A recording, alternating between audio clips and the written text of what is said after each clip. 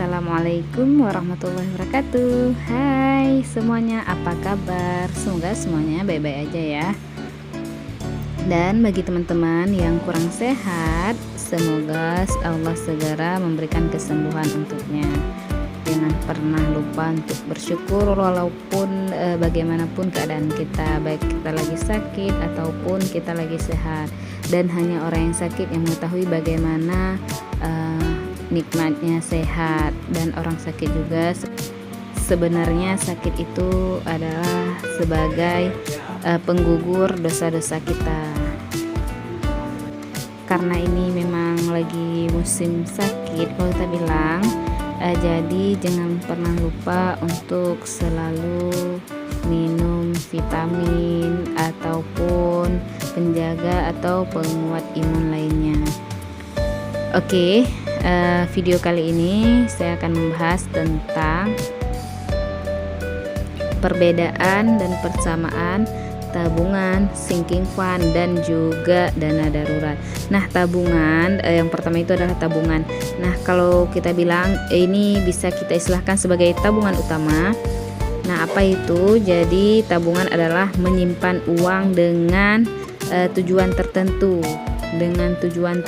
atau mempunyai tujuan tertentu ataupun tidak. Artinya kan ada sebagian orang menabung dengan tujuan tertentu, ingin membeli emas ataupun rumah, ataupun ada juga sebagai orang yang menabung tanpa tujuan. Mereka hanya ingin menyisihkan uang mereka tanpa ingin sesuatu, tapi hanya ingin menyisihkan, menyimpan, karena kita nggak tahu suatu hari nanti akan kita butuhkan. Jadi seperti itu. Nah, yang kedua itu adalah sinking fund. Sinking fund ini adalah menyisihkan uang ataupun menyimpan uang dengan tujuan tertentu, dan dia juga mempunyai waktu dan jumlah. Jadi itu kalau sinking fund. Berarti misalnya sinking fund ini kita ingin membeli perabotan rumah. Nah, kita tentukan waktunya kapan kita mau membeli, misalnya dalam 6 bulan ini. Kemudian totalnya berapa, ada jumlah yang kita inginkan, ada jumlah yang kita butuhkan. Jadi kita totalkan berapa. Jadi tiap bulannya itu berapa harus kita simpan.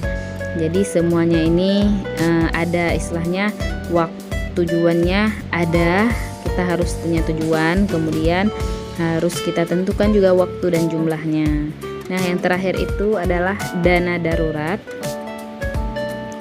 Dana darurat adalah menyimpan uang tanpa tujuan, karena seperti namanya aja darurat, berarti kita menyimpan uang, kita nggak tahu kapan kita gunakan. Darurat ya, ketika kita darurat kita ambil uang itu ya, berapapun ada kita ambil, nggak ada jumlahnya berapa, nggak ada juga waktu yang kita tentukan. Yang intinya kita menyimpannya juga ya kan.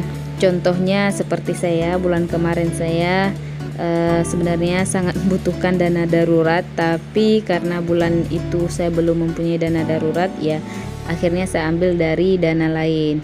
Kenapa ini semua kita butuhkan?